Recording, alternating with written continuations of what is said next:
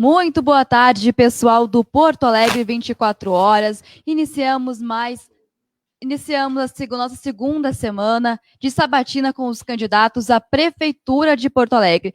Testando aqui, fazer o teste de áudio, tecle 1, se vocês estão nos ouvindo, ou tecle 2, se você estiver ouvindo muito bem. Pessoal, brincadeiras à parte, hoje nós começamos a nossa segunda semana da sabatina, né, com os candidatos à Prefeitura de Porto Alegre, e a convidada de hoje é a Manuela Dávila, do PCdoB.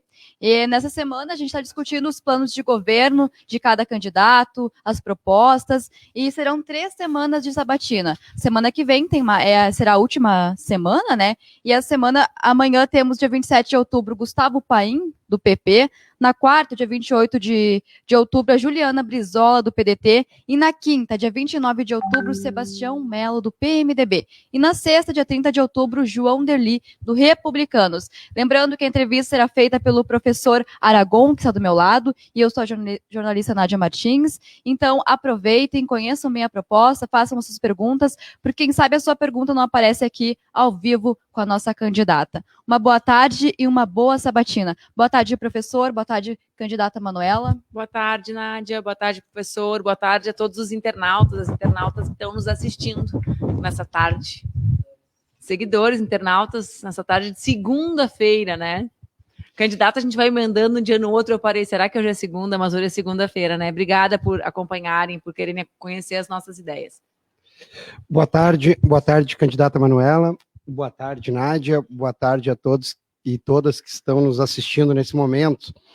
Bom, de pronto, como a gente vem fazendo ao longo dessas sabatinas, antes da gente iniciar a apresentação e a discussão a respeito dos planos de governo, gostaria de lhe ouvir, candidata Manuela, a respeito da sua trajetória, com a sua relação com a cidade de Porto Alegre e também um pouco da sua trajetória política, por favor.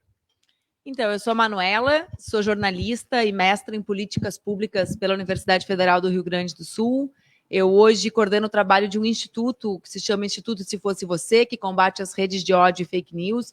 Sou autora de 3 livros, felizmente, entre os mais vendidos do país no último ano.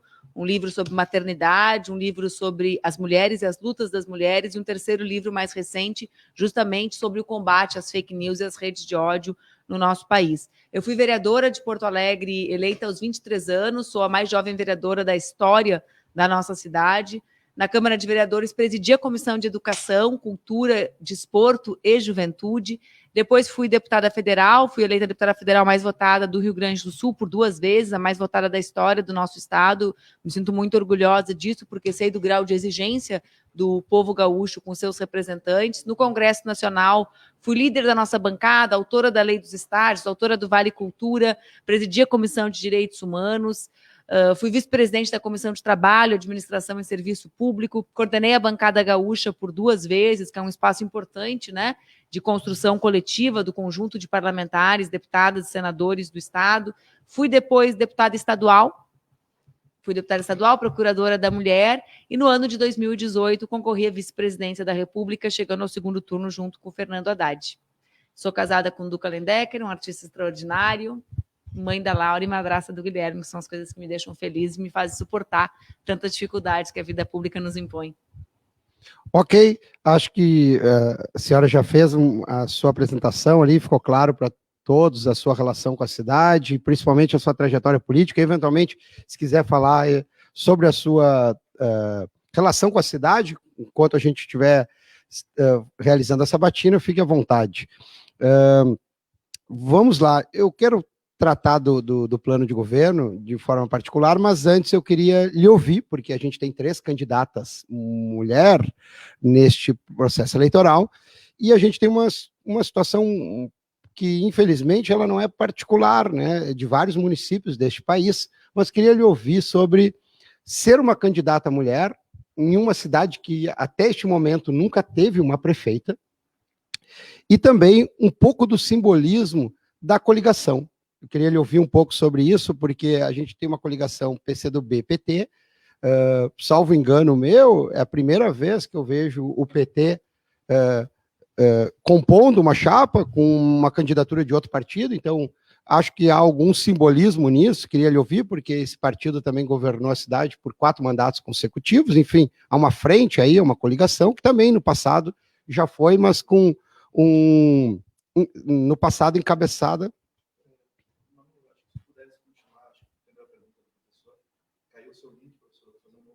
Mas eu que estou no ar? Então tá. E o pessoal sabe o que está acontecendo, eu explico como. Então, caiu o link do professor e eu assumi a vez de candidato e jornalista provisoriamente. Mas está tudo certo, né, Nádia? Assumi o lugar da Nádia, do professor e meu próprio de candidata. Vou tentar responder a um conjunto de questões que o senhor traz, professor. Primeiro, né, a nossa coligação, que chama-se Movimento Muda Porto Alegre, que é composta por mim e pelo Miguel Rosseto, meu candidato a vice-prefeito, é uma coligação que tem orgulho da história que nós construímos nessa cidade. Recebeu o apoio do PT de Porto Alegre, como o senhor bem disse, pela primeira vez na história, para mim me enche de orgulho, porque isso significa receber o apoio de Olívio Dutra, isso significa a tradição e a trajetória da construção da primeira cidade absolutamente participativa e democrática do planeta, foi Porto Alegre, com um orçamento participativo que inspirou o Brasil todo, né, o mundo todo com aquela experiência. Significa lembrar que nós, lá nos anos 90, eu ainda era uma criança, é verdade, né? Quando nós deixamos de governar Porto Alegre, eu tinha 22 anos. Mas eu sei que nós construímos a experiência pioneira de termos uma Secretaria de Meio Ambiente. Porto Alegre foi pioneira, né, em políticas ambientais, fomos pioneiros na reciclagem de resíduos sólidos, tivemos o Proguaíba com o projeto ambicioso de despoluição do nosso lago, que foi o projeto que resultou na contratualização do PISA, né, Programa Integrado Socioambiental, que trata a maior parte dos esgotos da nossa cidade até hoje. Então, foi uma experiência riquíssima. Naquele período, nós construímos a experiência das creches conveniadas. Então, é uma experiência que está num passado já bastante distante, faz 16 anos que nós não governamos a cidade, mas para mim é uma alegria e uma responsabilidade enorme receber esse apoio e, junto com o Miguel, reconstruir um projeto igualmente ousado, participativo, transformador e que inverta prioridades como nós invertemos enquanto governamos. Vê bem, né? Eu carrego nas costas a responsabilidade de, na última vez que nós governamos, nós tínhamos o melhor transporte coletivo do Brasil e hoje temos, qual título? A passagem mais cara das capitais. Então, sim, eu me inspiro e bebo, né, daquela experiência, mas sei que passaram 16 anos de abandono na nossa cidade e que nós teremos muito o que fazer para garantir que o nosso povo, sobretudo o nosso povo das periferias, volte a ser escutado pela prefeitura. Para mim, ser candidata mulher, respondendo a uma outra parte da tua pergunta, professor Aragon, diz respeito a muitas questões, né? Primeiro, eu sei como é difícil ser uma candidata mulher, porque nós vivemos numa sociedade que ainda hostiliza, vê bem, né? Eu estava vendo alguns comentários e eu às vezes acho graça, mas sei que é reflexo da cultura absolutamente machista que nós temos, falando sobre o meu cabelo, devem falar às vezes sobre o teu, né, Nádia? Sobre o meu cabelo, sobre a camiseta que eu estou usando, que é o quê? Que é o debate absolutamente apolítico, é o debate sobre a forma das mulheres. Ninguém debate o cabelo dos candidatos, a falta de cabelo de candidato, nariz de candidato, se o candidato está maquiando ou não está maquiando para gravar TV. Quando são os candidatos homens, só se assiste o debate sobre as suas ideias. Quando somos nós, é sobre a nossa aparência, sobre a nossa roupa, sobre como nós estávamos na temporada passada, mais magras, mais gordas, casadas, solteiras. Isso faz parte do machismo. Não é um machismo que eu sofro isolada. Esse é um machismo que todas as mulheres sofrem quando saem de casa todos os dias e chegam no seu trabalho e se deslocam para ir até o seu trabalho e escutam o comentário, a cantada, a gracinha que nós não queremos ouvir, né? Que não tem relação com aquele cortejo que pode deixar alguém eventualmente feliz, mas tem relação com uma vida, né? Marcada por isso, por comentários, pelo preconceito e pelo machismo. Eu acho que ser a primeira prefeita de Porto Alegre, que é o que eu estou buscando com muita responsabilidade, não tem relação só com a minha trajetória. Eu tenho muito orgulho da trajetória que eu construí, né? Eu tenho muito orgulho de, aos 39 anos, poder falar sobre tudo que eu construí, mesmo sem ter um sobrenome de político importante, mesmo tendo pais e mães distantes da política, mesmo sendo de um partido pequeno. Eu construí tudo que eu construí porque o povo de Porto Alegre quis construir comigo. Foi o nosso povo que me fez vereadora, foi o nosso povo que me fez deputada federal 2 vezes, a mais votada federal e a mais votada estadual do nosso estado. Mas, para mim, ser prefeita não tem relação com essa trajetória apenas. É como se fosse um encontro da nossa cidade com as nossas mulheres. Por que eu falo isso, professor e Nádia? Eu falo isso porque quando a gente sai na rua e a gente vai na Restinga, quem está tomando conta das crianças dentro de casa ou nas escolas são as mulheres. Quando a gente vai na unidade básica de saúde, se a gente chegar agora no postão da Cruzeiro, quem são as trabalhadoras da saúde dessa cidade? As agentes comunitárias, as enfermeiras, as técnicas em enfermagem, são as mulheres. Quando a gente vai ver o que é assistência social da cidade, quem está enfrentando as crianças desprotegidas, auxiliando essas crianças a voltarem para a escola, são as mulheres. Então, para mim, ter uma prefeita mulher, Aragão, posso te chamar de Aragão? Tu está me chamando de candidata, Manuela, mas eu estou me achando assim, te chamando de senhor, estou achando muito distante de quem tu é de verdade, assim.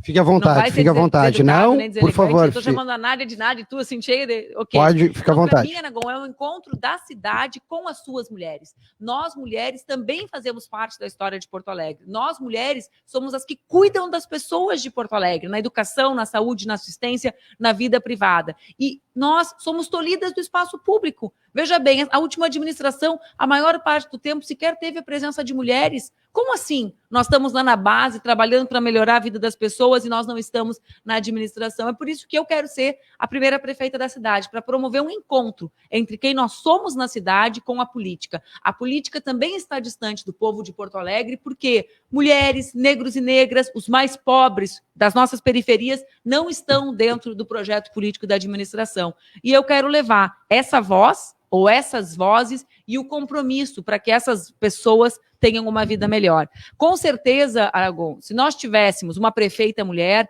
nós não teríamos essa conformidade da administração, por exemplo, com o fato de termos 13 mil crianças fora das creches e das escolas de educação infantil, porque eu, que tenho que sair daqui com horário, enquanto meu marido está trabalhando, para pegar minha filha na escola, sei como a escola, além de educá-la, de alfabetizá-la, a escola de educação infantil, também é o espaço que me garante, enquanto mulher, ou a minha família, que é uma família de responsabilidades compartilhadas, a possibilidade de trabalhar. Nós, mulheres, que temos as vagas na educação infantil, durante a pandemia, vivemos a rotina de 13 mil mulheres dessa cidade que não tem, que nunca podem ir para o trabalho sabendo com quem deixar os seus filhos, ou em qual escola deixar os seus filhos. Então, para mim, né, é muito importante que a gente leve o nosso olhar sobre a cidade para dentro da cidade. Até porque eu termino dizendo isso, quando a cidade é boa para a gente, ela é boa para todo mundo. Porque se ela é boa para a gente, ela é boa para nossas crianças. Se a gente não tem medo de andar na rua, ninguém mais tem medo de andar na rua. Se a gente está tranquilo para ir para o parque, para a praça, todo mundo pode ficar tranquilo e frequentar esses espaços. Ok. Acho que ficou claro a questão do simbolismo dessa primeira pergunta que eu fiz, que ela já interage com o plano, é importante dizer, porque nos seus 3 grandes eixos há uma atenção especial com essa questão da mulher e há também uma questão especial com a gestão e também a experiência dessa coligação tendo gerido Porto Alegre. Mas a questão da pandemia exige que a gente também reflita um pouco sobre os desafios que a candidatura eleita vai assumir a partir de janeiro. Ou seja, independente do plano, algumas prioridades deverão ser observadas com relação a uma pandemia que ainda estará presente. Nós não temos ainda o cenário concreto, mas com certeza o prefeito ou a prefeita eleita vai lidar com esse cenário. Se eu lhe perguntando, então, objetivamente sobre isso, quais são as suas prioridades, né, se eleita prefeita, com relação à pandemia imediatamente, né? Preocupa a todos nós, cidadãos e cidadãs de Porto Alegre, a questão da educação, calendário escolar, preocupa também, especialmente, a questão da saúde, né, em particular, a questão da vacina, preocupa a questão de trabalho e renda, num cenário onde provavelmente o governo federal se afaste de qualquer responsabilidade com relação a isso. Enfim, gostaria de lhe ouvir, antes de tratar dos seus eixos no plano de governo de maneira particular, gostaria de lhe ouvir sobre as suas prioridades no cenário de pandemia, se eleita for. Sabe, Aragão, que o nosso programa justamente tem no centro a questão da pandemia. Por quê? Porque a próxima prefeita, no caso, né, se for eu, lidará 4 anos com as consequências sociais e econômicas de um período de abandono anterior à pandemia, né? Porque nós já não vivíamos numa cidade maravilhosa, nós já vivíamos numa cidade desigual.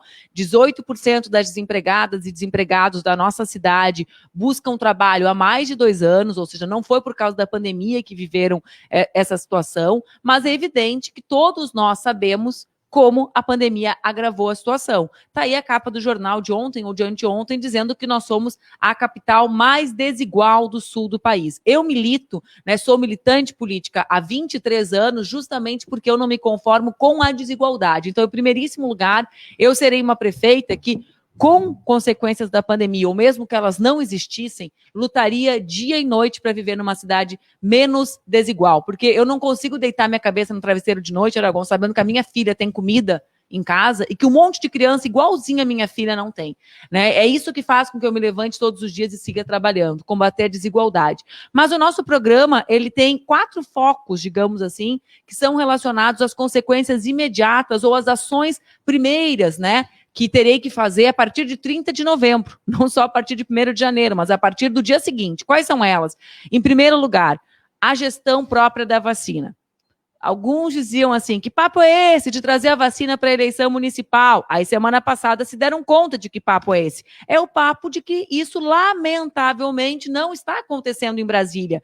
Brasília faz uma gestão política da vacina. Ah, eu não quero da China, ah, eu não quero da Rússia, ah, eu não quero de Cuba, ah, eu não quero da Bélgica, ah, eu não quero da França, pois eu serei uma prefeita que quererá e negociará a vacina com todos os que produzirem a vacina. Ainda mais, imagine, a vacina que está sendo produzida no Brasil, no Instituto Butantan, em São Paulo, em parceria com a China. Portanto, a gestão própria da vacina está entre as minhas prioridades. Eu repito, lamentavelmente, porque eu queria que nós tivéssemos um Ministério da Saúde que estivesse fazendo isso. Lamentavelmente, não temos. 2, eu já falei sobre isso agora há pouco, Aragão, mas temos como preocupação também central o tema da volta da fome na nossa cidade.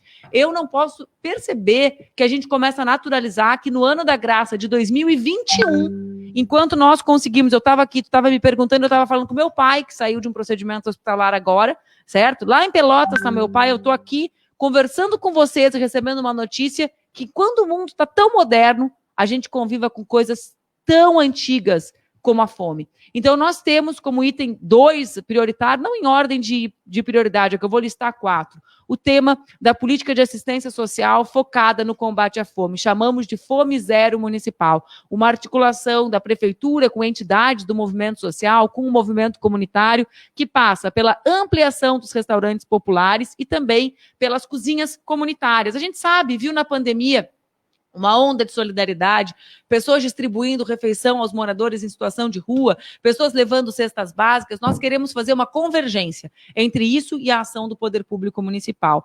O item 3 é justamente uma outra preocupação que tu levantas na tua pergunta. Qual a política de geração de trabalho e renda? As pessoas sabem, em geral, algumas não sabem, mas eu já concorri a prefeita outras 2 vezes, né? Na primeira eleição eu fiquei em 3º, na segunda fiquei em 2º e acho que agora eu vou ficar em 1º.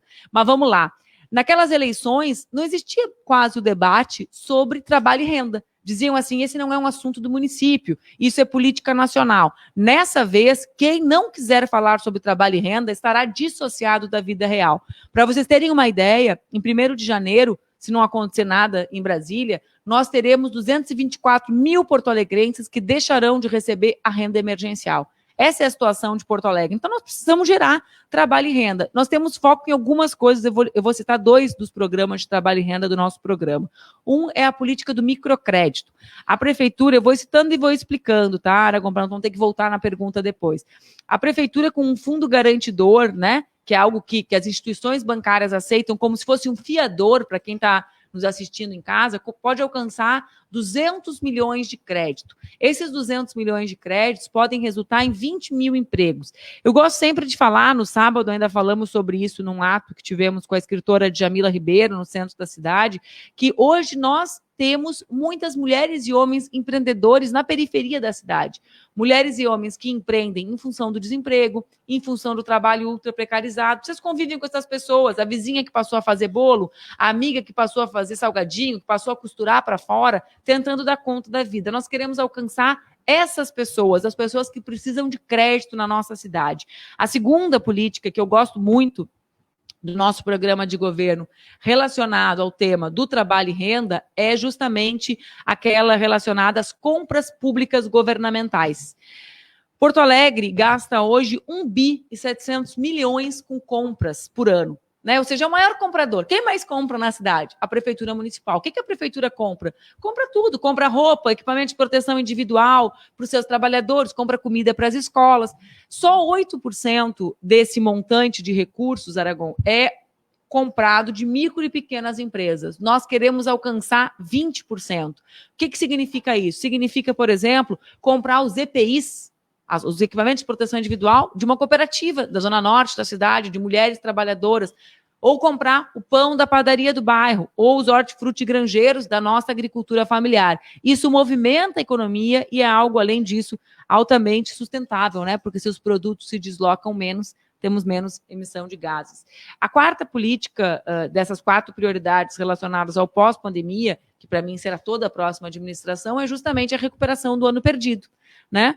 Qual é a nossa urgência relacionada a isso? As pessoas, eu não sei se as pessoas que não têm filhos, ou às vezes os políticos não acompanham muito de perto a vida escolar dos seus filhos, elas acham que a gente está falando só de horas-aulas perdidas.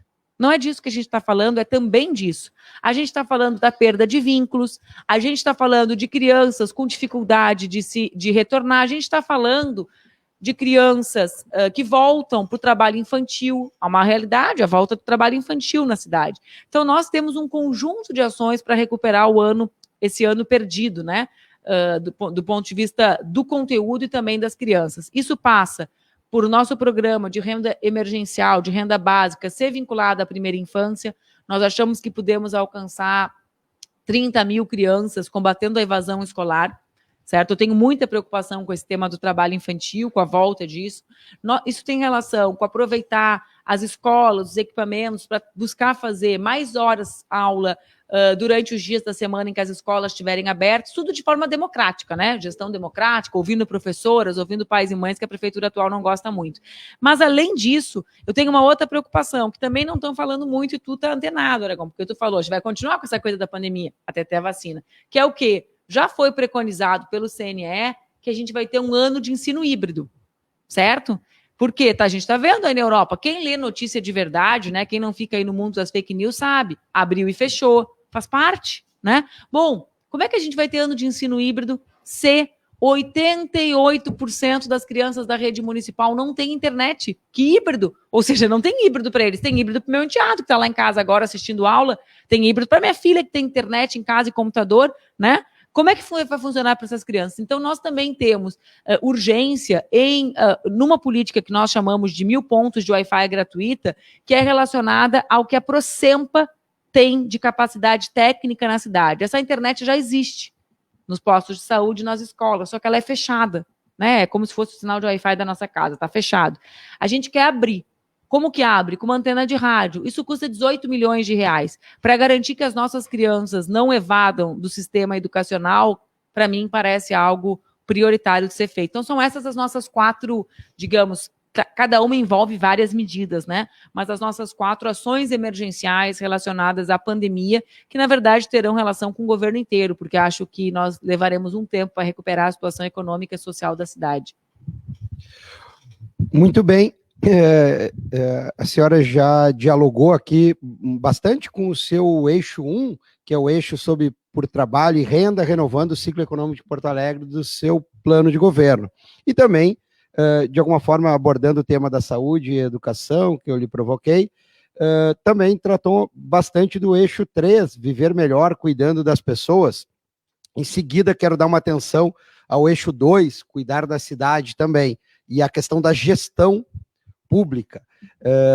Mas ainda ali tentando explorar um pouquinho esse eixo 1, sobre trabalho e renda, fiquei muito curioso, porque eu li o plano de governo com cuidado, como venho lendo todos, e entendi bem essa nova política para as compras públicas municipais. A senhora, acho que já tocou no tema, mas queria lhe ouvir um pouco mais, porque eu, como um professor de administração pública, estudei muito uma experiência do governo do estado, à época o governador Tarso Genro, que foi o programa Fornecer, que era um programa dessa natureza, mas em órbita estadual, né? E a pergunta objetiva é o seguinte, e é um link já para a gente adentrar na sequência no seu eixo 2, que é o eixo da gestão. Compras públicas. É possível fazer compras públicas fazendo uma política pública também? Ou compras públicas é só um procedimento de compras de bens e serviços? Porque me pareceu isso no seu plano de governo, me pareceu claramente uma política pública, ou seja, utilizar o procedimento de comprar, né, as necessidades que o município tem, orientando, né, para uma parcela desses fornecedores de serviços e bens, né, especialmente micro e pequenos. Então, queria lhe ouvir sobre isso, porque não é comum, né, que a gente ouça e leia nos planos de governo possibilidades de tratar a gestão com procedimentos que são de rotina, também otimizando esses procedimentos e fazendo política pública com alguma intencionalidade. A senhora poderia falar um pouco mais sobre isso? Obrigada pela pergunta, professor. Estava até pensando, né? Nada como discutir com quem entende, estuda e domina determinados temas. Sim, né? Eu e o Miguel Rosseto, a gente tem algo em comum estranho. Nós dois somos colegas no mestrado em políticas públicas, né? Nós dois somos mestres em política pública pela Universidade Federal do Rio Grande do Sul. Então, sim, eu acredito que nós não só é possível, como é necessário que nós façamos das compras públicas, como eu disse, né? Porto Alegre compra 1 bilhão e 700 milhões de reais. Só 8% de micro e pequenas empresas. Por quê? Porque é mais fácil fazer a compra a rodo, né, professor? É mais fácil comprar cestas básicas que a prefeitura distribui de um atacadão fora da cidade. Porém, quantos empregos são gerados com esse tipo de compra? E quantos poderiam ser? Quantas placas de não vende-se ou aluga-se nós podíamos ter na cidade se nós tivéssemos tido esse cuidado durante o período anterior? Então, sim, para mim é preciso fazer isso. Não é só possível. É possível e é preciso fazer isso. E eu digo mais para o senhor, o mundo hoje debate isso que tem sido chamado da economia do comum, ou seja, de circuitos mais curtos de compra que fomentam a economia local, justamente, seja pelas questões das restrições sanitárias, do ir e vir, do que pode impactar no período de fechamento, seja pela questão do circuito mais curto, que, eu repito, é sustentável, seja pela garantia de que as cidades continuarão a se desenvolver num momento em que a economia está transnacionalizada, ou seja, não é só que ela não está nacionalizada, ela está vinculada, inclusive, a empresas que são transnacionais, que não tem nem sequer uma sede, uma pátria, né, um interesse nacional que representem. Então, sim, para mim, essa é a resposta que nós podemos dar. Então, em várias áreas do nosso programa de governo, o senhor certamente, fiquei tão feliz de ouvir o seu comentário, o senhor certamente percebeu que há o esforço de nós, a partir das regras que temos, fazer a disputa defendendo a economia local, defendendo os trabalhos da nossa cidade. Qual é um outro lugar que aparece isso? Não vinculado ao tema das compras públicas, mas vinculado ao tema da mobilidade urbana, né? Nós temos a Procempa. A Procempa é uma empresa de porte médio, certo? Muitos lugares do mundo queriam ter uma empresa equivalente à Procempa. Porto Alegre está tentando vender, nós somos contra, né?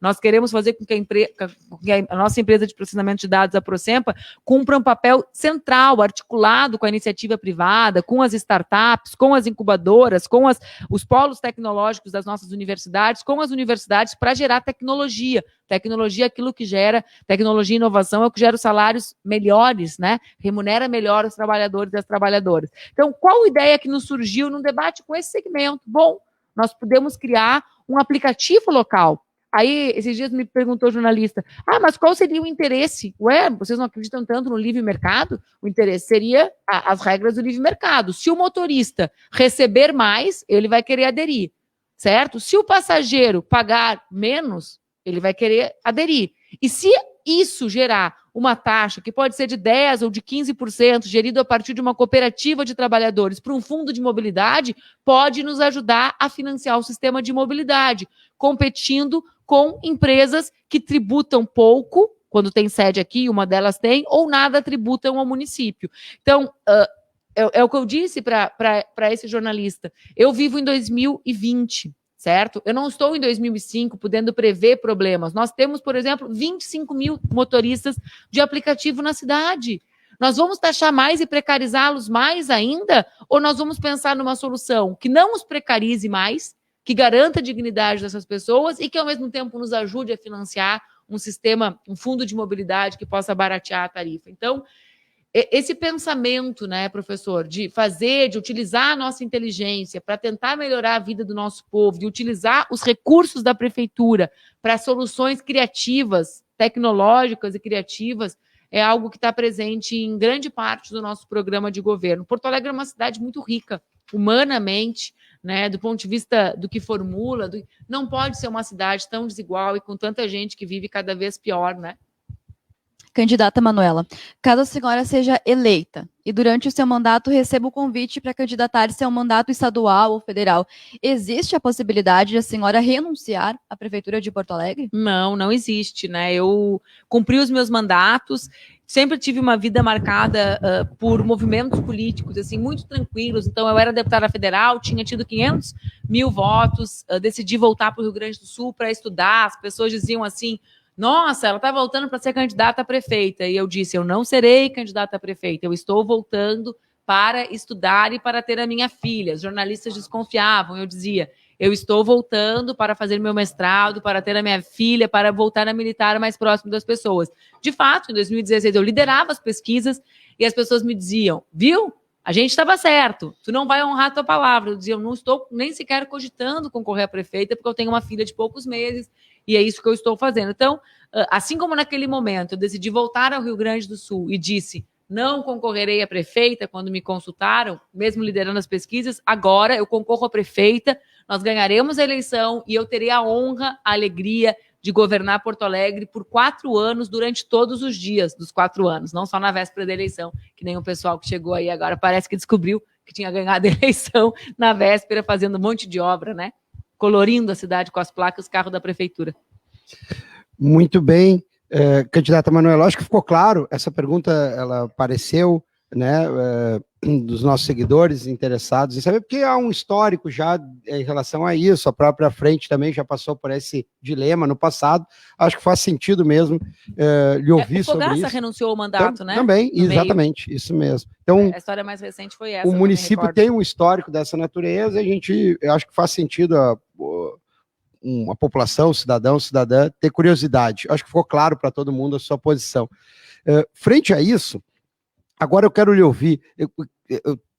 A questão temática é fundamental, muitos dos nossos seguidores aqui se preocupam, por óbvio, com o tema da educação, saúde, assistência social, transporte. Haverá momento para a gente falar sobre isso também, e a senhora pode ir interagindo conforme, mas eu quero lhe ouvir sobre a gestão.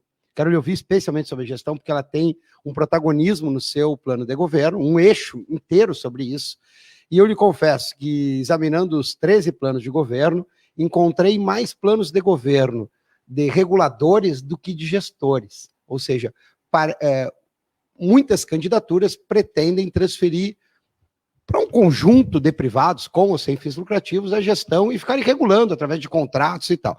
E pude observar no seu plano que há uma preocupação muito grande com o tema de gerir Porto Alegre a partir do poder público mesmo, né?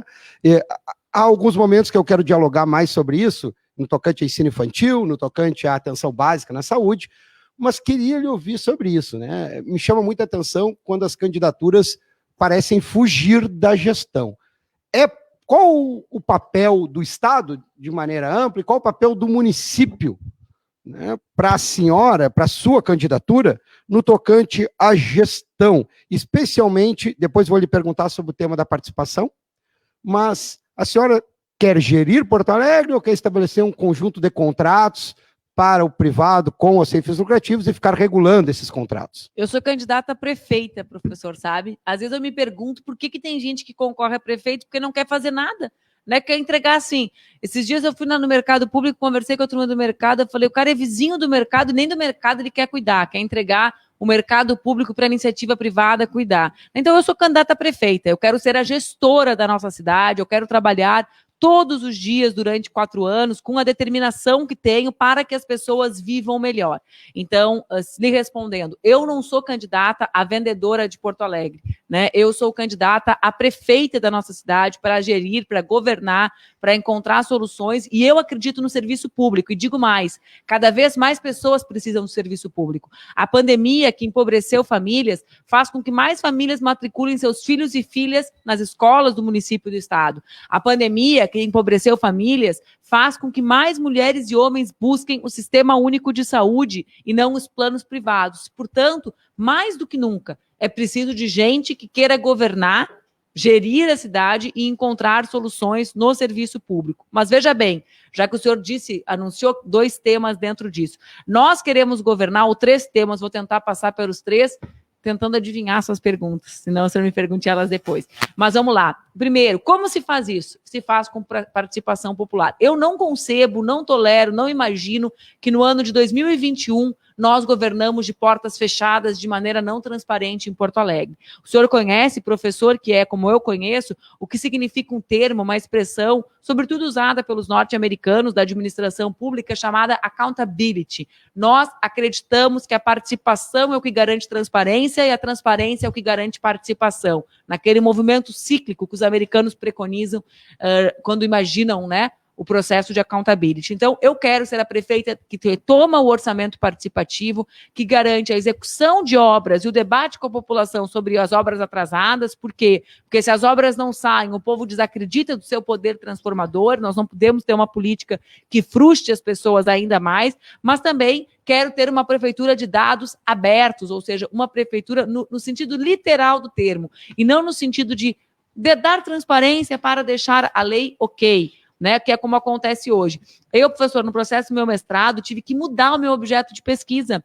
Por quê? Porque os dados da prefeitura disponíveis não eram dados em que nós tínhamos como fazer de maneira simples a consolidação dos dados para pesquisar. Eu tinha que ficar buscando os dados soltos, as informações soltas sobre os processos de licenciamento, que era o que eu queria estudar na administração municipal. Então, orçamento participativo, transparência de dados como mecanismo de combate, inclusive, à corrupção no poder público. Quando o povo está fiscalizando, quando o povo sabe o que tem que acontecer, o gestor público se compromete. E mais, quando o gestor público põe o pé aonde o povo vive, né, e por isso que o orçamento participativo é tão importante, não só para o povo dizer o que quer, mas para a prefeitura estar sintonizada com o que o povo necessita e deseja para ver a sua vida melhorada.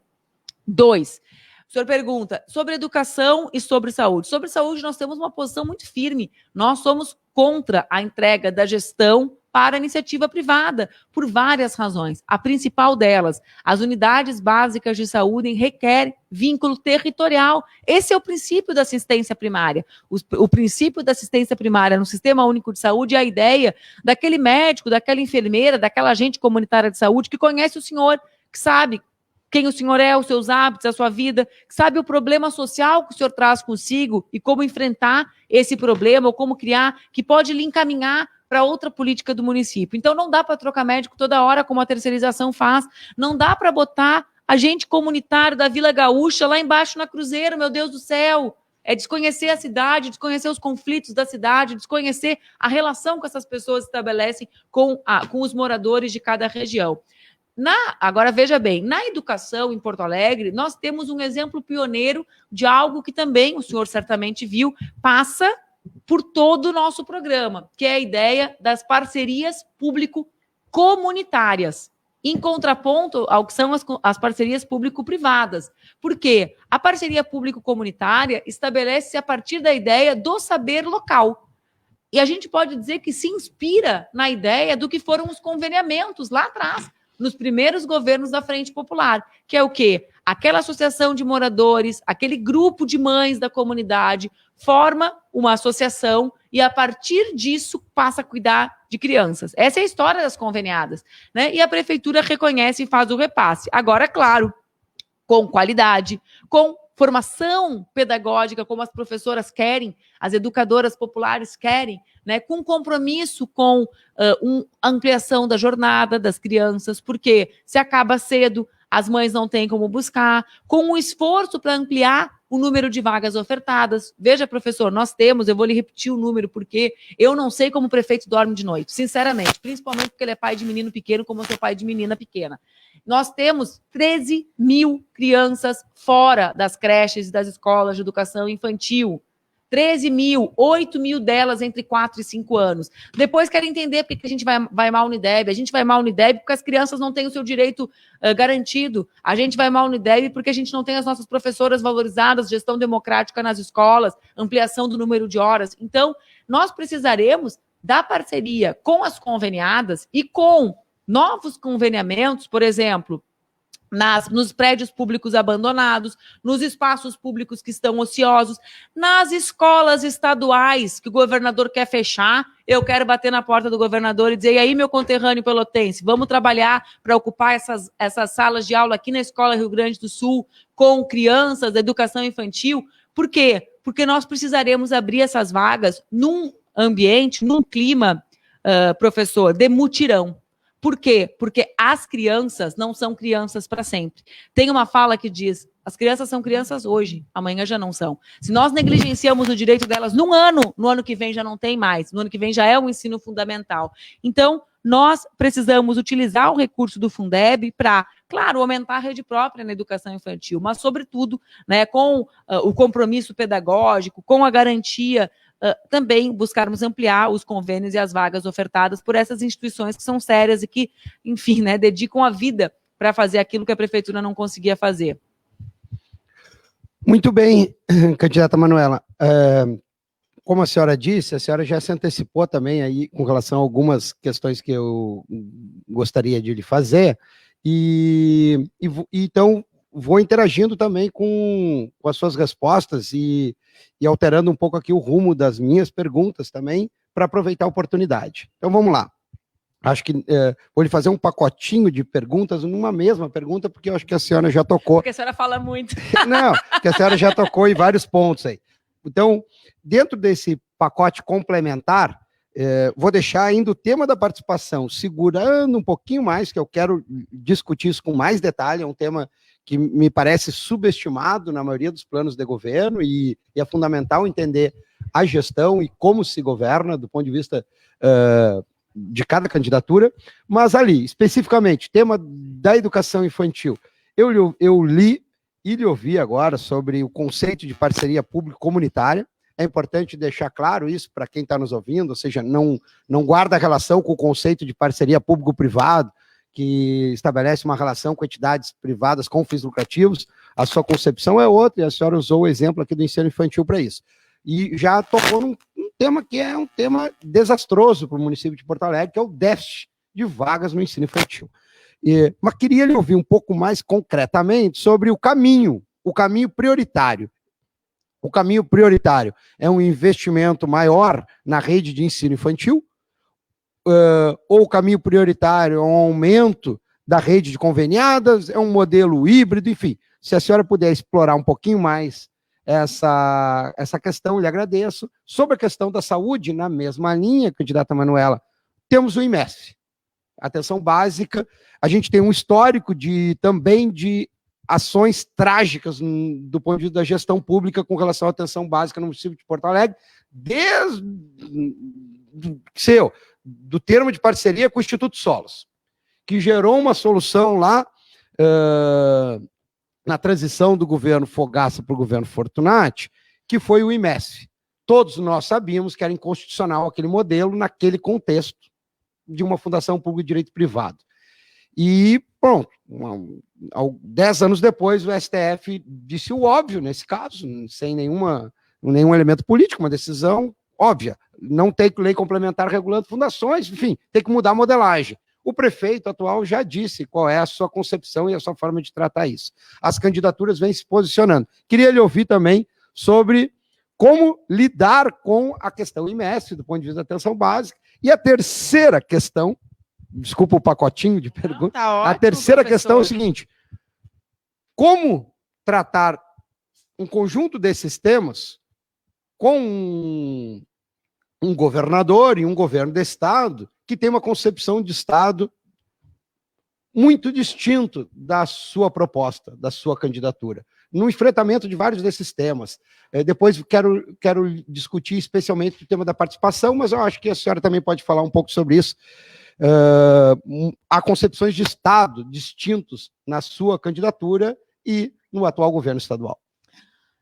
Professor, veja bem, eu acho que qualquer prefeito ou prefeita de qualquer partido merece o mesmo tratamento do governador ou do presidente da República. Eu, particularmente, como prefeita, e nós teremos eleição no meio da minha gestão, tratarei qualquer governador e presidente da mesma forma. O que eu quero lhe dizer com isso? Eu serei a principal pessoa a defender os interesses das mulheres e dos homens que vivem em Porto Alegre. Isso significa uma relação respeitosa, mas não pacata. Uma relação respeitosa, altiva e ativa. Não dá para a gente aceitar, por exemplo, que o governo do estado feche o Alberto Bins ali na Vila Cruzeiro e que o prefeito não seja o interlocutor do interesse daqueles jovens e daquelas mulheres, daquelas mães que vivem naquela região. Por quê? Porque é amigo do governador, eu vou lá amistosamente, eu tenho uma relação muito saudável com o governador, e lhe direi, governador, sim, há diminuição das matrículas. Por quê? Porque são jovens pobres. A gente precisa lutar para que esses jovens estejam no ensino médio. Então, o que eu quero lhe dizer? Respeito, mas eu serei a pessoa que, com respeito, educação, lutarei e defenderei Porto Alegre de forma absolutamente permanente. Eu não posso entender que nós não estejamos agora lutando, por exemplo, nacionalmente, o meu partido está, né, que o prefeito não esteja dizendo que Porto Alegre quer a vacina do Butantan, que caia no papo ideológico, que não lute pelo nosso povo. Então, contem comigo, os problemas das mulheres e dos homens que vivem em Porto Alegre serão os meus problemas, e eu serei a interlocutora desses problemas junto ao governo estadual e federal. Ponto 2 da sua pergunta, com relação ao IMESF. Esse é um tema muito vibrante, para usar um termo preciso, em Brasília nesse momento. Sei que o Congresso Nacional debate uma solução jurídica, também acompanhei o voto do ministro Marco Aurélio, acho que antes de ontem, relacionado ao tema. Mas nós temos uma solução. Se até a data da nossa posse não tiver resolvido o embrolho jurídico relacionado ao IMESF, nós criaremos uma empresa pública em Porto Alegre. E essa empresa pública poderá absorver as trabalhadoras e trabalhadores concursados do IMESF, já com vínculo territorial, e homens e mulheres que nós deveríamos estar agradecendo, professor, pelo trabalho que fizeram durante a pandemia, que estão sendo hostilizados, assediados pela administração, uma administração que corta vale alimentação de agente comunitário de saúde durante a pandemia, é uma administração que assedia e não que enaltece e que parabeniza as profissionais e profissionais da saúde. Ponto 3, com relação à rede conveniada. Sua pergunta é uma pergunta muito interessante, eu debati ela muito no plano de governo. Esse plano de governo é tão bom quanto o senhor viu, porque nós escrevemos ele a 7.000 mãos. Mesmo com a pandemia, nós reunimos 7.000 pessoas para elaborar esse plano de governo. Então, cada coisa que tem aí, eu debati, eu às vezes a gente usa aquela expressão popular, né? Fiquei de advogado do diabo ali, né? Não, isso aqui, como é que vai ser? Então, qual é a resposta que eu quero lhe dar?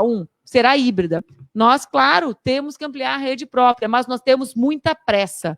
E a pressa, eu quero propor para Porto Alegre um pacto em defesa das nossas crianças, um pacto social em defesa da proteção das crianças. É isso que a lei manda e é isso que o meu coração me obriga a fazer.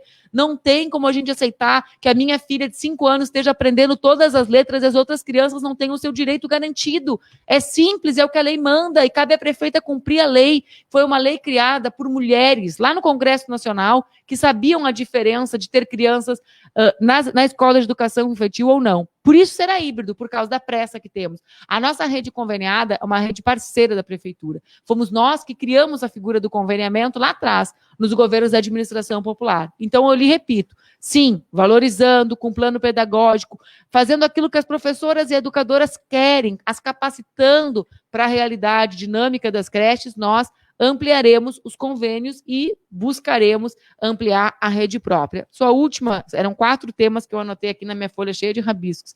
Eu acho que o quarto era com relação à participação na gestão. Era? Será? Porque esse é o tema que eu quero lhe perguntar agora. Então, eram 3 questões, a senhora respondeu, e eu quero aprofundar o tema da participação. Existe um eixo, né, o eixo 2 do seu plano de governo, que trata exaustivamente sobre essa relação com a sociedade civil, com a cidadania, através de possibilidades distintas, né? A senhora já falou um pouco sobre isso, e já deixou claro a questão de como entende o ciclo que existe entre transparência, controle social e participação.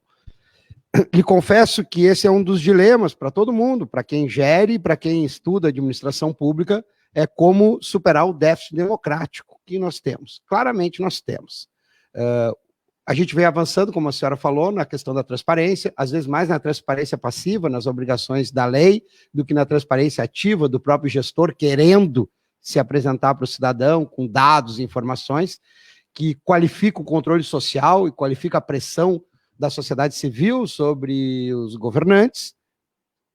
Me parece que avançamos em alguns aspectos e às vezes retrocedemos também, ou seja, questão dos conselhos, das conferências que foram esvaziados ou foram colocados no segundo plano nos últimos anos, não apenas no município, mas na órbita estadual e federal. Quero lhe ouvir sobre essa relação com a sociedade civil, né? A senhora já falou um pouco sobre a questão da prestação, mas queria lhe ouvir sobre isso. Mas queria lhe ouvir especialmente, candidata Manuela, sobre a questão da participação, pensando a participação como um elemento, de fato, que amplia a democracia além da transparência e do controle social, ou seja, que coloca o cidadão como protagonista também da tomada de decisão e que essa tomada de decisão vincule o prefeito, a prefeita, o governante. Isso talvez seja a maior dificuldade que a gente observa. A gente tem pouquíssimas experiências que colocam o cidadão como tomador de decisão finalista. O OP, em algum aspecto, foi isso, mas ele ficou muito reduzido à gestão local, candidato Manuela. Inclusive, o próprio governo federal, quando o Partido dos Trabalhadores governou, teve muita dificuldade, não conseguiu levar o orçamento participativo para a esfera federal. Na esfera estadual, lembro que no governo Olívio houve uma experiência muito interessante, no governo Tarso isso já não aconteceu. Enfim, o tema do orçamento ficou muito no poder local. Mas é possível avançar sobre a participação, colocando de fato o cidadão como protagonista junto ao prefeito, à prefeita, e fazendo com que o cidadão não apenas eleja um prefeito ou uma prefeita. É possível a gente avançar mais do que controle social, mais do que transparência, e de fato tenhamos algumas experiências. Eu lhe confesso, conversei já com vários candidatos e candidatas, tenho um meio século de vida e eu participei de um plebiscito em âmbito federal, um referendo em âmbito federal e uma consulta plebiscitária em Porto Alegre do Pontal do Estaleiro. Isso é nada do ponto e a cidadania como eu também não. Ou seja, o votar para escolher representantes é pouco do ponto de vista da cidadania. É possível romper com isso e termos uma gestão participativa que avance? E se é possível, como? A senhora tem várias propostas, queria lhe ouvir sobre isso. Sim, eu acho que é possível, acredito que é possível e luto para transformar em realidade com um sistema de participação, né? Esse sistema leva em conta a ideia do orçamento participativo, a ideia da organização da cidade territorialmente. Essa é uma tendência também, né, professor Aragão? A gente precisa entender há uma tendência das pessoas buscarem soluções mais próximas à sua moradia. Por isso que nós queremos debater na Conferência da Cidade, no processo de revisão do Plano Diretor Democrático e Aberto, o conceito de bairros completos. Então, não vou mudar de assunto, tirar da participação para ir para o Plano Diretor, mas eu digo, eu acredito que sim, é possível. A partir do incremento do orçamento participativo, da reativação dos conselhos, o senhor apresenta bem, os nossos conselhos, eles eram um espaço de elaboração da política geral. Veja a força que tem o conselho, por exemplo, o Conselho de Ciência e Tecnologia de Porto Alegre formulou o FIT, o Fundo de Inovação e Tecnologia. Mesmo um prefeito absolutamente desgastado com a Câmara conseguiu aprovar a lei. Por quê? porque a origem dela foi o debate com um setor que é social, que é econômico, que é educacional da cidade, que é o setor da ciência e tecnologia ou do desenvolvimento e inovação tecnológico. Então, para mim, esse esquema, digamos assim, que envolve os conselhos e que envolve o orçamento participativo, e eu repito, com dados abertos, né, porque só a participação sem transparência não é um ciclo permanentemente interrompido, é o que viabilizará o aumento disso que nós chamamos de qualidade democrática. Professor, eu por fim queria lhe dizer, né, nós temos no programa a ideia da conferência da cidade para o debate sobre o todo, sobre a revisão do plano diretor, né, esse não é um debate menor, porque, aliás, poderia dizer que esse é o maior dos debates, porque é sobre como a cidade quer viver, como a cidade quer se ver. Mas eu acredito também que nós devemos estimular a participação numa esfera ainda menor do que a territorial do orçamento participativo. Isso não consta no nosso programa de governo, porque não é uma política que nós incluímos no nosso sistema de participação, mas algo que eu imagino que nós podemos estimular territorialmente. Então, eu vou lhe dar um exemplo. Na Mata Bacelar, lugar ali no bairro Auxiliadora, havia uma travessa. Ela ia virar uma rua de pedestres. A comunidade se organizou, fez a discussão, envolveu a prefeitura e virou uma peatonal, um calçadão, uma rua de pedestres, né? O que acontece hoje ali? Uma feira, né? Então, a comunidade se organizou, percebeu um território. No nosso programa, de forma indireta, nós tentamos estabelecer isso também com a ideia das parcerias público-comunitárias, com a ocupação dos prédios públicos, né? Nós temos ali a destinação dos prédios públicos aptos para moradia, chegam a ser 500 na cidade, de outros prédios para a prática de atividade cultural, para cozinhas comunitárias, os terrenos abandonados, vazios da prefeitura para hortas comunitárias. Então, essa também é uma forma de engajamento, de organização, né, de cogestão da prefeitura. Por isso que, para mim, esse é um conceito tão importante do plano, porque é uma ideia de que nós queremos debater com a sociedade, mas também governar com. A parceria público-comunitária, ela coloca a ideia de governo colaborativo, da prefeitura não ser a dona da verdade, mas de saber que muitas vezes a própria comunidade naquele lugar encontra uma solução melhor que nós seríamos capazes de encontrar e que precisa da força do poder público. Eu vou dar um outro exemplo. Existe uma ONG maravilhosa, muito tem se falado dela agora, que é a Misturaí, que fica ali na Vila Planetário.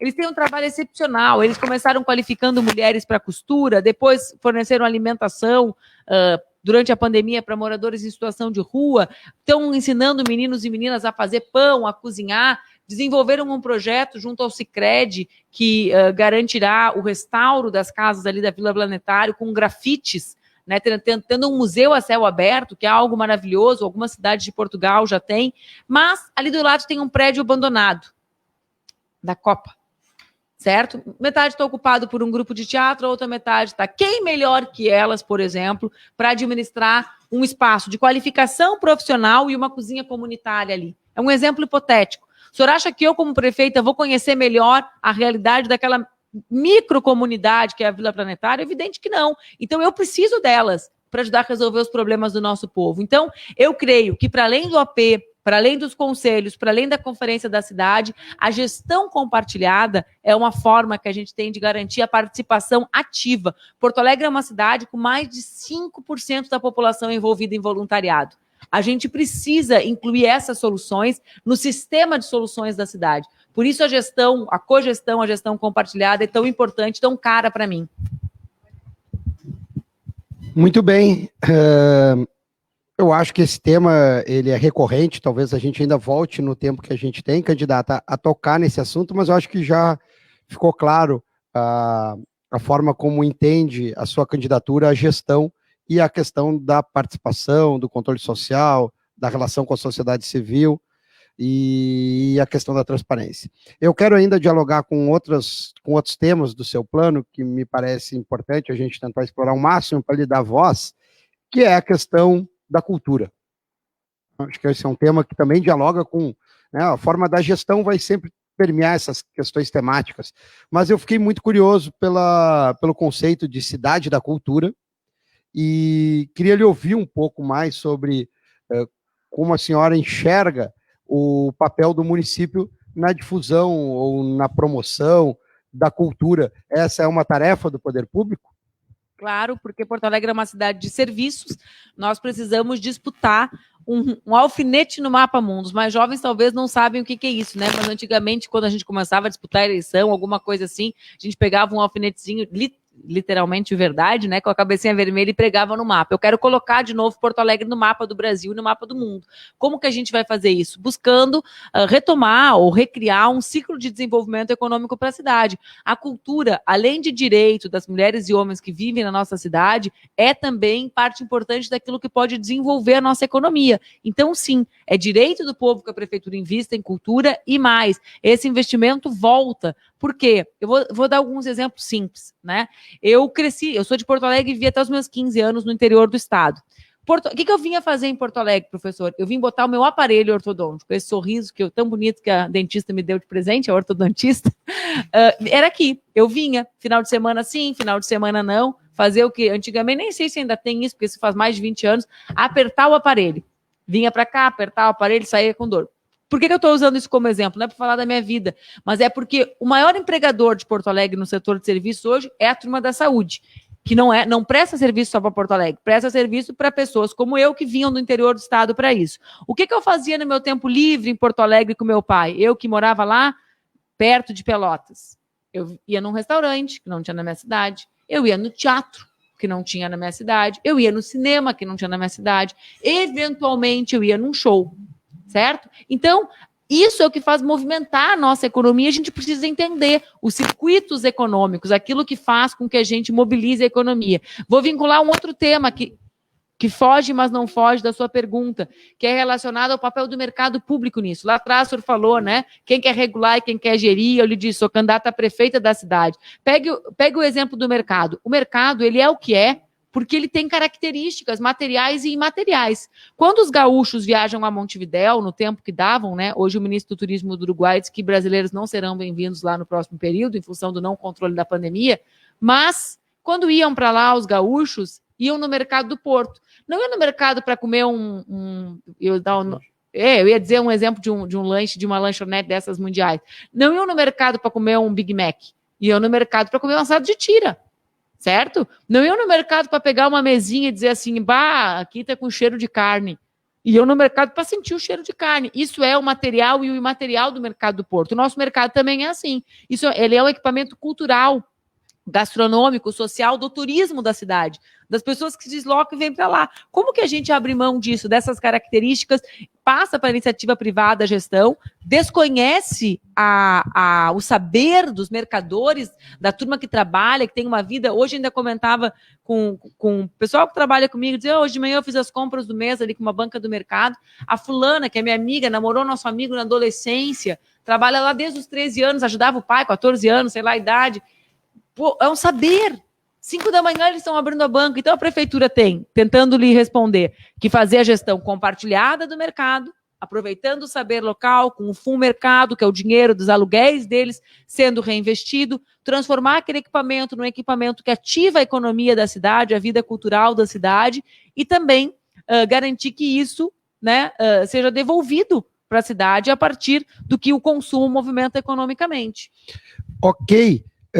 Só para ver se ficou claro para todo mundo, porque eu ia lhe perguntar especificamente sobre a questão do mercado, acho que a senhora já respondeu, né? Ou seja, não concorda com uma gestão privada, ou seja, transferir para uma concessionária a gestão do mercado, pretende fazer isso de forma pública e compartilhada com os próprios permissionários do mercado. Exatamente, com a turma que conhece, que sabe, que valoriza o patrimônio material e imaterial, né? Nós não precisamos que ali vire um shopping center. Shopping center é shopping center, mercado público é mercado público, né? Tem cheiro, tem sabores, tem gente circulando. Sabe, professor, quando começou o debate sobre mudar a forma de gestão do mercado, eu perguntei assim, o que está errado? Eu acho que é uma boa pergunta que quem quer governar tem que fazer. O que tem de errado ali? O que tem de errado ali é o dinheiro do fundo mercado não ter sido utilizado para o restauro dos banheiros, ou o que as pessoas não gostam é que ali dá para entrar a mesma pessoa que vai comprar um vinho de R$1.000 e na mesma banca tem um trabalhador que compra 100 gramas da mussarela mais barata. Eu acho que é isso que incomoda. O que incomoda as pessoas é o que faz do mercado o mercado. Bom, mas aí vão no supermercado, né? Peçam pela teleentrega, né? Vão no shopping center. O mercado tem que ser cada vez mais o mercado público da cidade, um ponto de encontro, um ponto que tem relação com a imaterialidade religiosa da cidade, com as manifestações culturais, e tem também uma tradição, uma história e uma rotina própria de mercado público. Muito bem. Eu ainda tenho aqui um rol de perguntas que eu considero importantes sobre o plano de governo, que quero lhe ouvir, mas preciso dialogar um pouco sobre isso ainda. Né? A senhora falou, eu também sou um cidadão que vem da metade sul, sou natural de Rio Grande, vim para Porto Alegre também criança, e tenho as minhas memórias, e vejo que a gente perdeu todo um espaço cultural de bairro, né? A senhora fez referência a isso, eu lembro dos cinemas de bairro que se perderam, tudo está concentrado em shopping, enfim. Eu não quero fazer uma discussão subjetiva sobre isso, mas quero lhe ouvir se isso é papel do município, pensar a cidade, ou seja, é papel do prefeito, da prefeita, pensar a cidade, ou isso é fruto do acaso, fruto do mercado, o mercado no sentido de que ele que faz política pública, parece às vezes meio contraditório, mas assim, pensar a cidade, que cidade nós queremos para 2030, 2040, 2050, eu vejo cenários que se modificaram. E ao mesmo tempo que eu lhe questiono sobre isso, se é um papel central do prefeito, da prefeita, pensar a cidade além do seu mandato, quero lhe ouvir sobre habitação e transporte. Quero lhe ouvir sobre isso, né? Sobre habitação, eu observei muitas transformações em zonas periféricas através de habitações populares, e isso se perdeu, candidato, se perdeu. Projetos importantes de habitações populares a partir do poder público sendo protagonista nesse papel. A senhora fez menção a uma comunidade específica, Vila Planetário, que é uma das experiências pioneiras. É papel do município lidar com a questão do déficit habitacional? É papel seu, se eleita prefeita, lidar com isso? Sabia que o senhor era de Rio Grande, já sabe que eu morei lá bastante tempo? Não, quando eu falei uma cidade pequena, perto de Pelotas, não era Rio Grande, é que eu morei em Pedro Osório também. Aí é perto de Pelotas, Rio Grande é Rio Grande, né? É autônoma de Pelotas, não tem relação com Pelotas, senão dá briga. Mas vou lhe responder uma a uma o que eu anotei aqui. Sim, vou começar lhe respondendo. É papel da prefeita cumprir a lei. E a lei diz que a cada 10 anos o plano diretor tem que ser revisado, o que esse prefeito não fez. Tem que ser revisado de forma global, para que a gente pense soluções para a cidade, pense para o presente e pense para os próximos 10 anos. Isso é o que manda a lei. Então, isso não é uma vontade minha, eu quero cumprir a lei. Como eu quero cumprir? De forma absolutamente democrática, como lhe disse. É por isso que nós queremos fazer uma conferência da cidade. Como candidata, né, e como uma pessoa que quer ser prefeita da cidade, eu vou também para a conferência disputar as minhas ideias, a visão que reúno sobre a cidade. Qual é essa visão? É a visão de uma cidade que tem bairros completos em que a gente consegue territorializar serviços.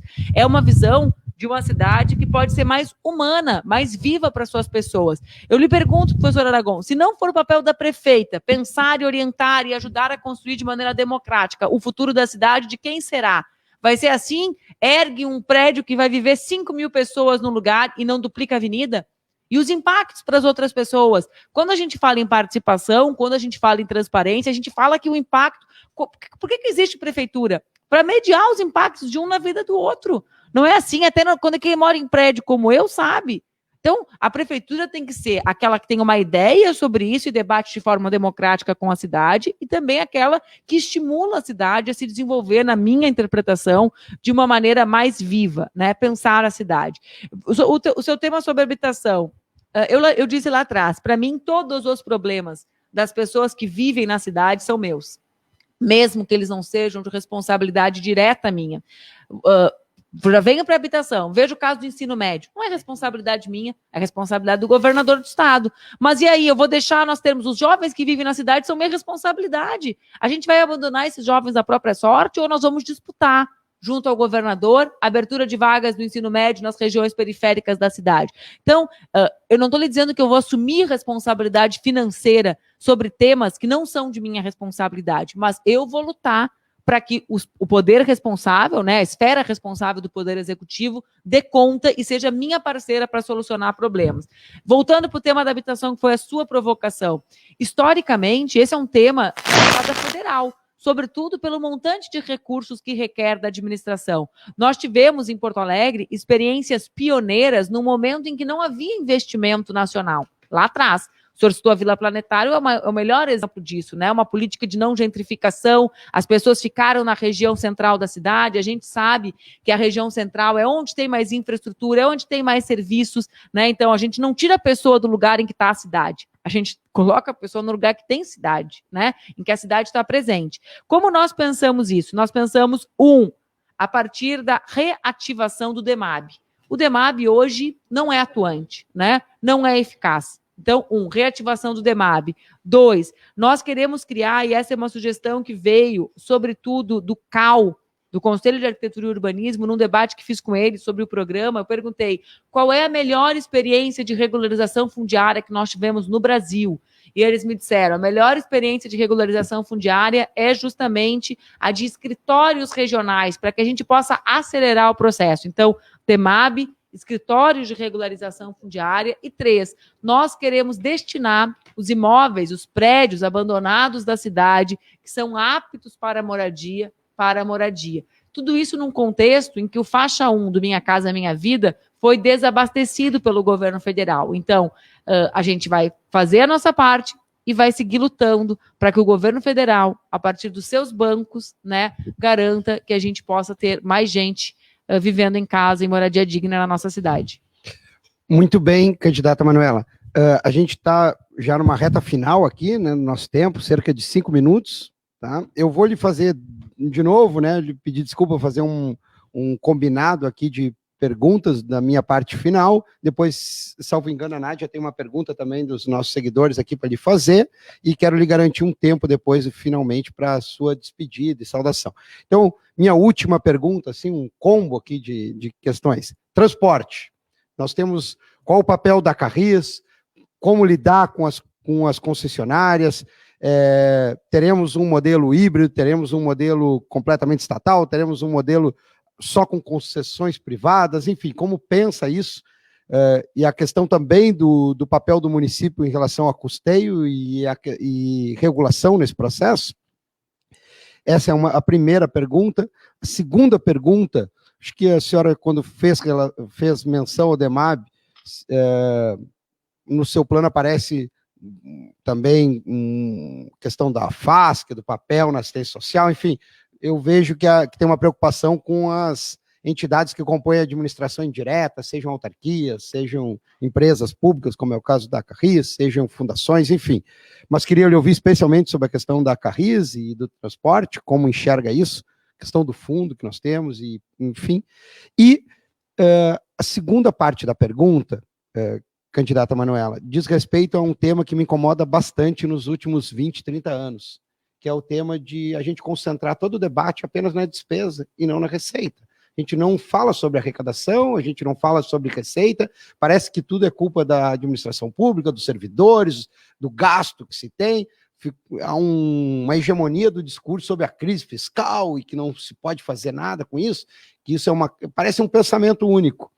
É verdade isso, ou é possível trabalhar a partir de uma lógica também, onde a receita é protagonista nesse processo, e não apenas a discussão sobre como enxugar e como enxugar? São duas perguntas, desculpa se o tempo também é curto para a senhora tratar delas. Acho que uns 7 minutos? Quanto tempo eu tenho aqui? Vamos... Eu não sei se eu... Tá, isso aí. Então a senhora tem aí uns 4, 5 minutos para... Eu já faço meu final. Não, espere, porque a Nádia tem uma pergunta aí dos seguidores, também importante. Importante passar. Sobre o tema do transporte, né? Será híbrido como é, mas de maneira absolutamente distinta do que é. Porque, nós vamos reassumir a Câmara de Compensação Tarifária. Né? Esse é o papel do poder público, é o que a lei manda, a negociação da prefeitura com o Poder Judiciário orientou a cumprirem a lei, não é cumprido. O que significa isso? O controle sobre as planilhas para a própria prefeitura, para que a gente possa chegar, então, a valores para reduzir a tarifa. 2, a Carris vai ser mantida pública. A Carris é essencial. Quando nós tivemos o melhor transporte público do Brasil, nós tínhamos uma Carris forte, uma Carris balizadora da qualidade do transporte público da cidade. A Carris é o que leva a qualidade das outras empresas para cima. Portanto, a Carris será pública, será forte e disputará, balizará a qualidade do transporte público da nossa cidade. 2, respondendo à tua segunda pergunta no tempo que me resta, eu concordo absolutamente contigo, né?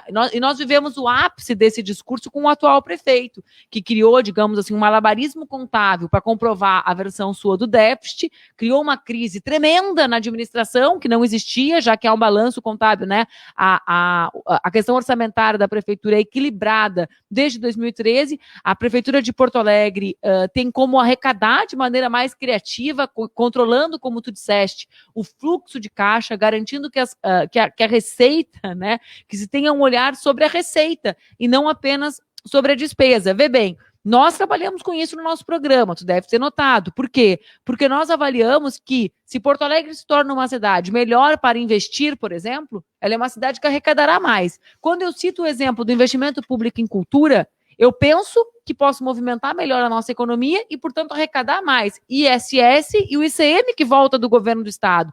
Então, para mim, essa é uma visão que não pensa em como nós podemos garantir que haja incremento de arrecadação da prefeitura a partir dos investimentos públicos que são feitos. Nós temos o pior investimento público da década na cidade, não só nas obras e em outras áreas, como a cultura que tu já mencionaste. E isso, para mim, impacta negativamente a arrecadação, e aí o único mecanismo que se encontra é o corte das despesas. O déficit que a prefeitura nos deixará é um déficit social tremendo. É isso que nós vemos na rua. A responsabilidade da prefeitura pelas crianças que voltam. Por quê? Porque destruiu a FASC e a assistência social.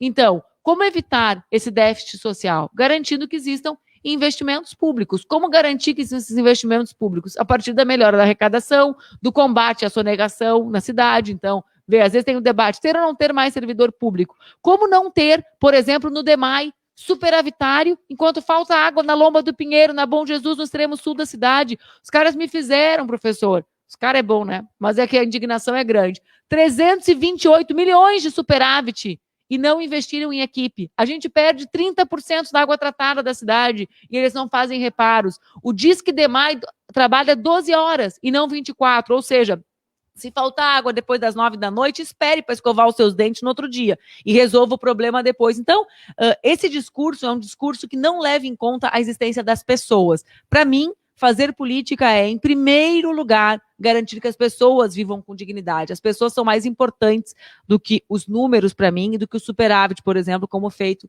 no DEMAI. Como aguentar dormir de noite, gerindo a cidade, sabendo que a Lomba do Pinheiro, eu vou usar de novo o exemplo que o senhor morou em Rio Grande. Rio Grande não é uma cidade pequena, mas a Lomba do Pinheiro tem 116 mil habitantes. É maior que muitas cidades desse país, é maior que muita cidade do mundo.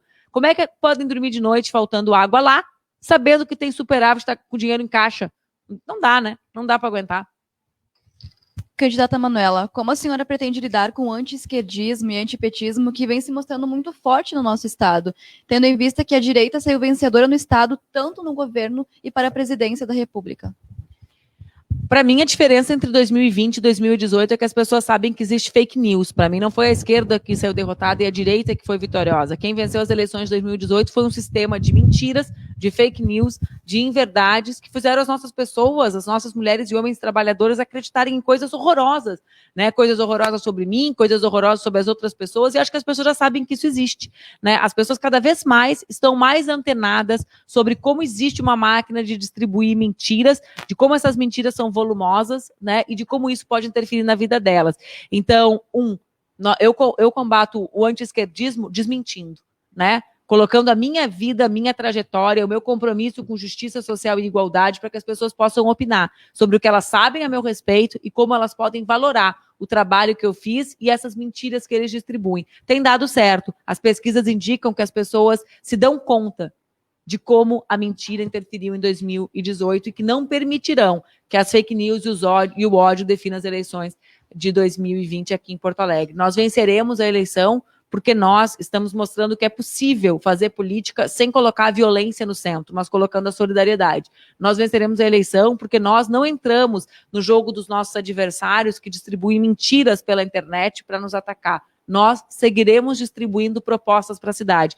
Porto Alegre não precisa de mentira, não precisa de redes de ódio. Porto Alegre precisa de um outro caminho, né, de um outro tipo de um governo que coloque as pessoas em primeiro lugar. E é para isso que eu sou candidata a prefeita. Muito bem, candidata Manuela. Espero que a gente tenha conseguido abordar, né, se não todo, mas boa parte do seu plano de governo. Espero que quem está nos acompanhando aqui tenha conseguido entender a proposta da sua candidatura, né, a candidatura do PCdoB e do PT numa coligação. Queria lhe passar a palavra para uma saudação final, para uma despedida dos nossos seguidores, cerca de 2 minutos a senhora tem aí, e se quiser abordar algum tema que eventualmente tenha fugido aqui dos questionamentos, fique à vontade. Eu quero te agradecer, Aragão, agradecer a ti, Nádia, agradecer a vocês, toda a equipe que trabalhou que está trabalhando, na verdade, nessa cobertura do Porto Alegre 24 horas, agradecer a todas e todos que nos assistiram na internet e reafirmar, eu sou candidata a prefeita e quero ser a primeira prefeita de Porto Alegre para construir um outro caminho. Vocês não precisam votar no prefeito, no vice-prefeito, no ex-prefeito ou no ex-vice-prefeito, que são os responsáveis pela realidade de Porto Alegre ser como é. Eu acredito que é possível, eu junto com o meu vice Miguel Rosseto, construir uma cidade ou garantir que Porto Alegre seja participativa, coloque as pessoas em primeiro lugar, que a gente lute juntas e juntos por trabalho e renda para o nosso povo, pela garantia de que as nossas crianças estejam na escola, pela garantia de que nenhum dos nossos irmãos ou irmãs passem fome ou frio nas madrugadas do inverno gaúcho ou nos dias de calor enlouquecedor, né? É possível construir essa outra cidade. Eu sei que não dá para fazer tudo, mas trabalhando o tempo inteiro e não só na véspera da eleição, com muita determinação, é possível fazer muita coisa. Eu quero te convidar para fazer junto comigo. Para mudar, a gente precisa votar. Eu quero pedir para que vocês votem e que votem no 65. Obrigada. Sobrou tempo, agora eu consigo falar. Quanto tempo sobrou? 25 segundos, então eu vou fazer de novo o apelo. Eu sei que muita gente tem medo de votar pelas questões sanitárias. Quero pedir para que vocês levem o álcool gel de vocês, vão de máscara, respeitem os horários, mas não deixem de comparecer à urna. O único modo de mudar aquilo que nos incomoda é votando. Então, no dia 15, votem 65, com todo o controle sanitário. Um beijo e obrigada. É isso mesmo, estamos chegando ao fim do 6º dia da sabatina com os candidatos à Prefeitura de Porto Alegre. Essa sabatina é uma produção da GT Produções em parceria com a Estratégia, palestras e treinamentos e o Porto Alegre 24 horas. Hoje tivemos a candidata Manuela Dávila, que esclareceu algumas questões do seu plano de governo, né, e algumas dúvidas dos nossos espectadores. Agradecemos a todos, né, pela audiência, pela interação, ao professor, à candidata, e amanhã teremos Gustavo Paim, do PP, e na quarta, dia 28 de outubro, Juliana Brizola, do PDT. Na quinta, dia 29 de outubro, Sebastião Melo, do PMDB. Na sexta, dia 30 de outubro, João Derli, do Republicanos. E na terça-feira, dia 3 de novembro, José Fortunati, do PTB. Na quarta, dia 4 de novembro, Júlio Flores, do PSTU. E na quinta, dia 5 de novembro, e último dia da nossa sabatina, teremos Nelson Marquesan Júnior, o atual prefeito do PSDB. Um abraço para todos vocês, uma ótima semana e até amanhã.